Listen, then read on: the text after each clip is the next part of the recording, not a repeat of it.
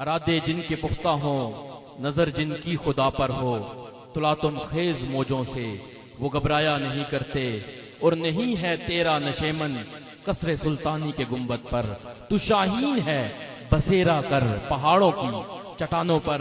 अब मैं जिस शख्सियत को दावत देने लगा हूं, मोटिवेशनल स्पीच करेंगे हमारे सामने। मोटिवेशन, विजन, मिशन हमें बताएंगे, रोड मैप बताएंगे। मेरी मुराद चेयरमैन बज़्म कमाल जनाब मोहतरम सर जावेद कमाल साहब, मैं मुल्तमिस हूँ जनाब मोहतरम सर जावेद कमाल साहब से कि वो तशरीफ लाएं और मोटिवेशनल स्पीच पेश फरमाएं।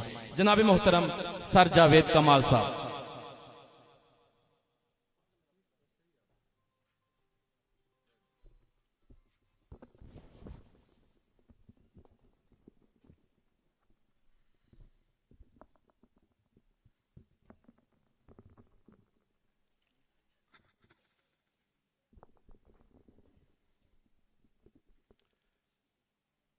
नहमदहु व नुसल्ली अला रसूलिहिल करीम,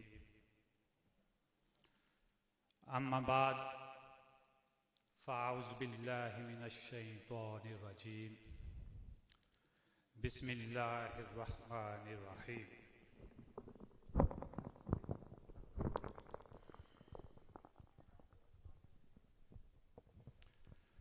मुअज़्ज़ज़ सामिईन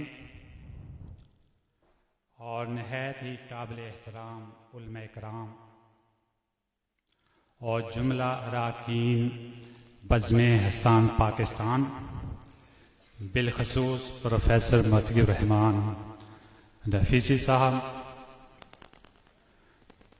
जिन्होंने इस पुरमसरत महफ़िल हम्दो नात में मुझे लब कुशाई करने की जसारत हासिल करने में का मौका दिया।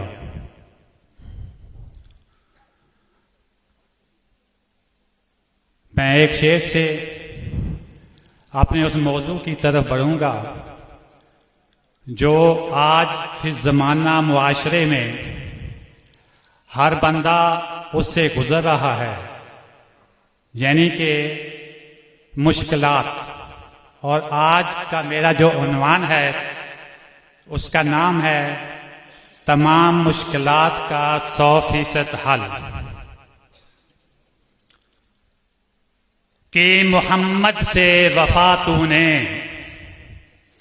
कि मोहम्मद से वफा तूने तो हम तेरे हैं, ये जहां चीज है क्या लौहो कलम तेरे हैं। मुअज़्ज़ज़ सामिईन, जब हम कोई मोबाइल लेते हैं,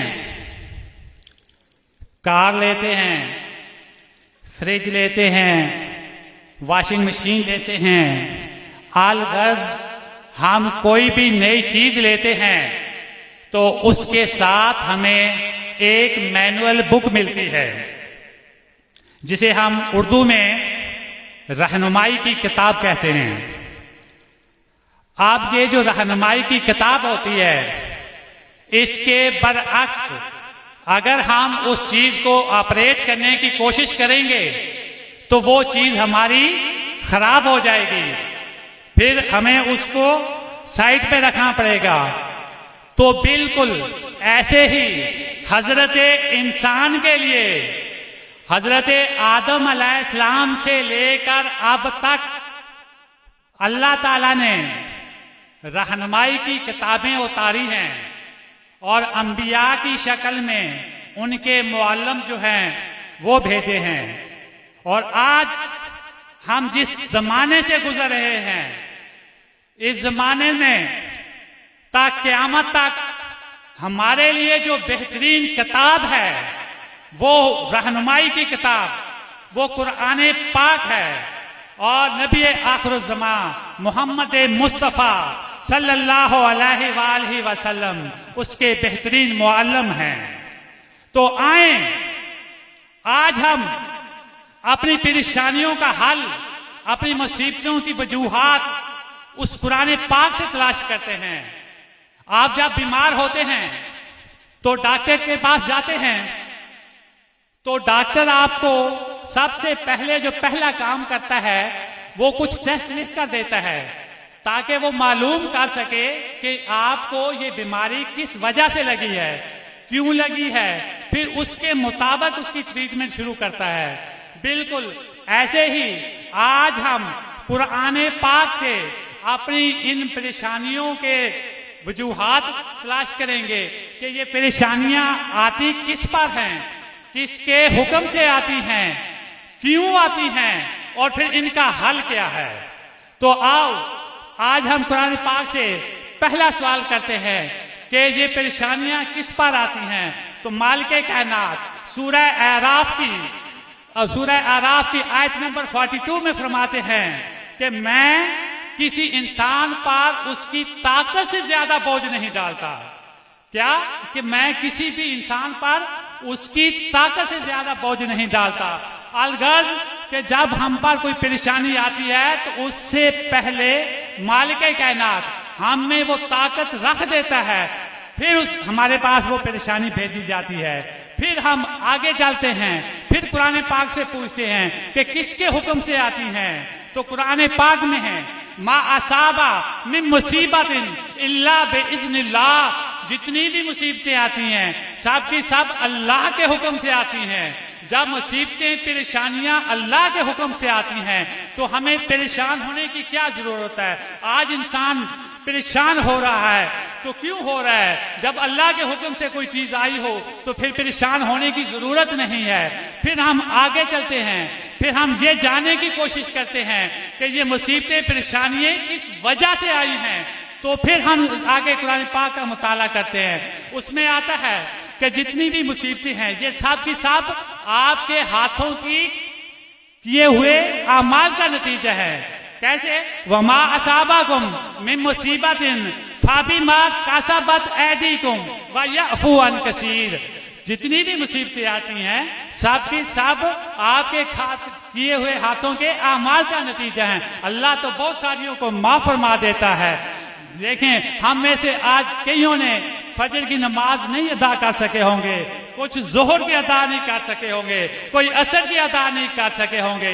अगर अल्लाह चाहे तो हमारे आंखों की रोशनी छीन सकता है, अल्लाह चाहे तो हमारी जुबान बंद कर सकता है, अल्लाह चाहे तो हमारे कानों की सुनने की ताकत खत्म कर सकता है। लेकिन मालिक कायनात फरमा रहा है वह यअफू अन कसीर, मैं तो बहुत सारियों को माफ फरमा देता हूं।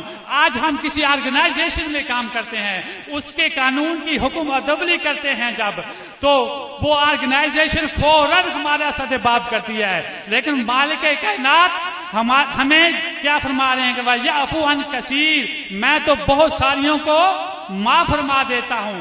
तो यहां तक हमें पता चल गया कि जितनी भी मुसीबतें परेशानियां आती हैं ये सब की सब हमारे हाथों के किए हुए आमाल का नतीजा है। तो अब हम देखें कि अल्लाह के हुक्म से आती हैं, किस पर आती हैं और किसकी वजह से आती हैं। आए अब इसका हल भी तो तलाश करना है। तो इसका हल क्या है? फिर हम उसे अपनी रहनुमाई की बेनजीर किताब की तरफ आते हैं कि मालिक कायनात फरमा रहे हैं कि जिस दिल में अल्लाह का खौफ बैठ गया तो मैं उसके एक काम आसान कर देता हूँ। मखराजा, और इसी की दूसरी सूरत तारे की आयत नंबर 2 और 4 में है। इसी की 4 में अल्लाह ताला फरमा रहे हैं मिन अमरे ही युसरा, उसके लिए मैं आसानी यानी कि आसानी के साथ उसके काम आसान कर देता हूँ। तो ये मुश्किलों की 100% हल करने की गारंटी कौन दे रहा है? मालिक कायनात दे रहा है। किसके लिए दे रहा है? कि जिसके दिल में अल्लाह का खौफ बैठ गया। अब अल्लाह का खौफ कैसा? अब अल्लाह के खौफ के लिए एक, जैसे हम माह रमजान में रोजा रखते हैं, हम तय खाने में भी हों तो हम कोई चीज खाते पीते नहीं हैं। अगर हम चाहें तो बाहर आकर कह सकते हैं कि मैं रोजे से हूं, अंदर खा पी लें, लेकिन वहां पे हमारी कैफियत ऐसी होती है कि अल्लाह देख रहा है।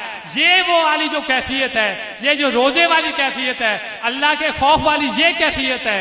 ये जब हमारी जिंदगियों में, आम जिंदगियों में चुगलखोरी करने से पहले, बुग़्ज़ करने से पहले, ज़िनाखोरी करने से पहले, झूठ बोलने से पहले जब हमारी ये कैफियत आ गई, वो रोजे वाली कैफियत आ गई, जब वो वाली कैफियत आ गई कि अल्लाह देख रहा है, तो फिर हमारे काम कौन आसान कर देगा, फिर हमारी मुश्किलों को कौन हल कर देगा? वो हमारा अल्लाह हमारे काम भी आसान कर देगा और मुश्किलें भी आसान कर देगा। यहीं पे मैं वक्त की नज़ाकत होने की बायस यहीं पे इसको ख़त्म करता हूँ। अल्लाह ताला हम पर इस तमाम चीज़ों को बाअमल और बाअमल तरीके से अमल करने की तौफीक अता फरमाए। और एक शेर की फरमाइश थी, वो मैं मकसद पढ़ के ख़त्म करता हूँ। करबला, करबला इंसान के सीने में यूं रख दी गई, करबला इंसान के सीने में यूं रख दी गई, 1 मिनट में दिल धड़कता है 72 मरतबा।